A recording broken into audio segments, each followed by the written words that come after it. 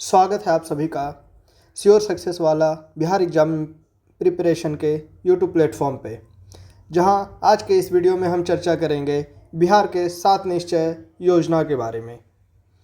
तो आइए शुरू करते हैं आज का यह वीडियो और देखते हैं बिहार का 7 निश्चय योजना।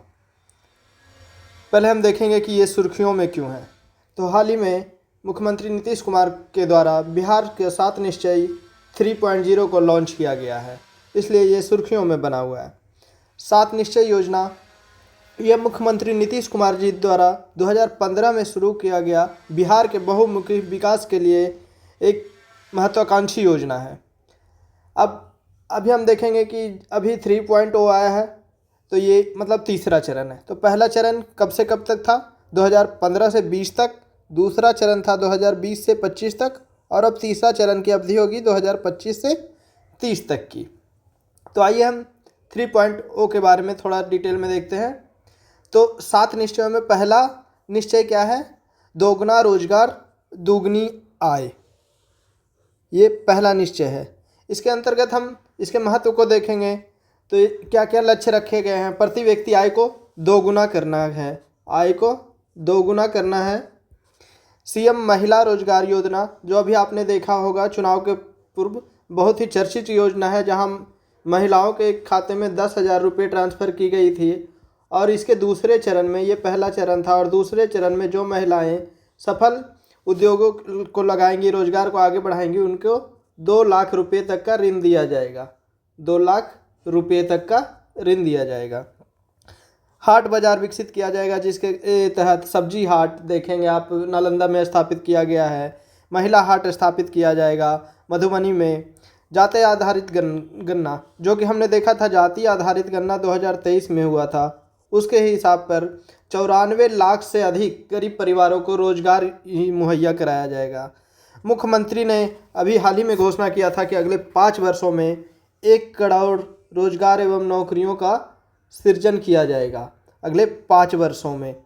और नए युवाओं रोजगार के कौशल विभाग का भी गठन किया जाएगा। किस विभाग का? तो कौशल विभाग का गठन किया जाएगा, जहां कौशल प्रशिक्षण दिया जाएगा।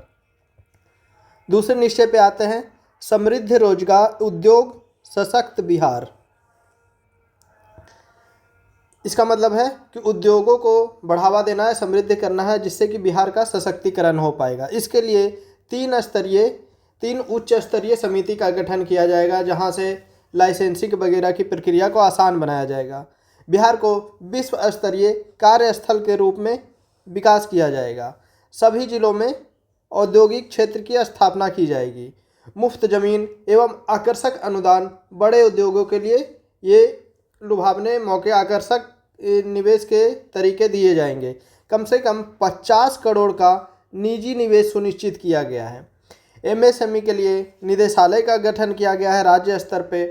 बंद चीनी मिलों को चरणबद्ध तरीके से फिर से चालू करने का योजना बनाई जा रही है। निश्चय नंबर 3, कृषि में प्रगति, प्रदेश की समृद्धि।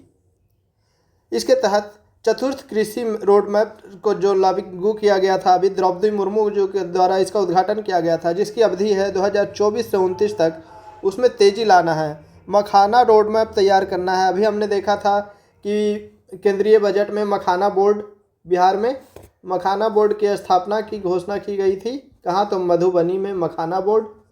उसके लिए रोड मैप तैयार करना और उसमें तेज़ी लाना है। उसके बाद डेयरी एवं मत्स्य पालन पर विशेष जोर दिया जा रहा है। प्रत्येक गांव में दुग्ध उत्पादन समिति का गठन किया जाएगा। प्रत्येक पंचायत में सुधा आउटलेट मतलब सुधा का बिक्री केंद्र की स्थापना की जाएगी। आइए चौथे निश्चय की ओर चलते हैं, उन्नत शिक्षा उज्जवल भविष्य।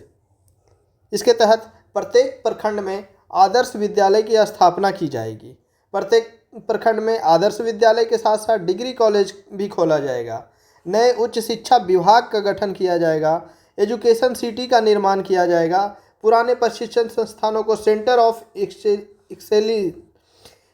एक्सीलेंस के रूप में स्थापित किया जाएगा।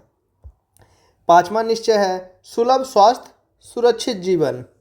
इसके तहत बिहार में विशेष रूप से स्वास्थ्य पर विशेष ध्यान दिया जाएगा, जहां प्रखंड स्तरों पर सामुदायिक स्वास्थ्य केंद्र, जिसको आप पीसीएस भी बोलते हैं, का विशिष्ट चिकित्सा केंद्र के रूप में विकास किया जाएगा। जिला अस्पतालों को अति विशिष्ट चिकित्सा केंद्र के रूप में विकास किया जाएगा। लोक निजी भागीदारी, पब्लिक प्राइवेट पार्टनरशिप को प्रोत्साहन दिया जाएगा। साथ ही सरकारी चिकित्सकों को निजी प्रैक्टिस पर रोक की नीति लाई गई है। आप देखते होंगे कि सरकारी अस्पतालों के बजाय निजी क्लिनिक खोल के वहाँ विशेष ध्यान देते हैं, जिसके कारण सरकारी अस्पतालों की जो मेडिकल व्यवस्था है वो चरमरा जाती है। दूरस्थ ग्रामीण बेहतर चिकित्सा सुविधा को अपनाया जाएगा। आइए, छठा निश्चय है मजबूत आधार आधुनिक विस्तार। इसके तहत शहरी क्षेत्रों का विस्तार और नागरिक सुविधाओं का सुदृढ़ीकरण किया जाएगा। सुलभ संपर्कता का विस्तार किया जाएगा। सुलभ संपर्कता आपने देखा होगा कि 7 निश्चय 2 में भी था।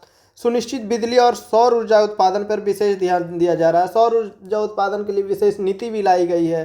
सोलर रूफटॉप सिस्टम को बढ़ावा दिया जा रहा है। सरकारी भवनों पर, निजी भवनों पर सोलर को लगाने को प्रोत्साहित किया जा रहा है और इसके तहत सब्सिडी भी दिया जा रहा है।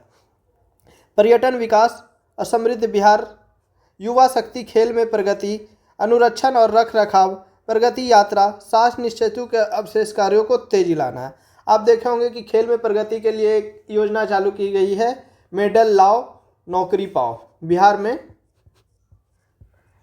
मेडल लाओ और नौकरी पाओ योजना के तहत अगर आप किसी भी राष्ट्रीय या अंतर्राष्ट्रीय स्तर पर खेल में भाग लेते हैं और वहाँ से मेडल जीत के लाते हैं तो आपको यहाँ बिहार में सरकारी नौकरी मुहैया कराई जाएगी। आइए अगले में चलते हैं। 7वां निश्चय है सबका सम्मान जीवन आसान। इसके तहत बिहार में जो भारत की जो परंपरा है चली आ रही, वसुधैव कुटुंबकम, बड़ों का आदर करना के लिए संवेदनशील प्रशासन के माध्यम से आधुनिक तकनीकों और नवाचार का उपयोग करते हुए नागरिकों को जीवन को आसान बनाने का लक्ष्य रखा गया है। तो हमने देखा 7 निश्चय 3.0 के बारे में, जो कि अभी बिहार के विकास के लिए एक निश्चित ही महत्वाकांक्षी रोड मैप साबित होगा। और वीडियो को लाइक करें, शेयर करें और इसी तरह समसामयिक मुद्दों का बारे में विशेष अध्ययन करने के लिए श्योर सक्सेस वाला के साथ जुड़े रहें। धन्यवाद।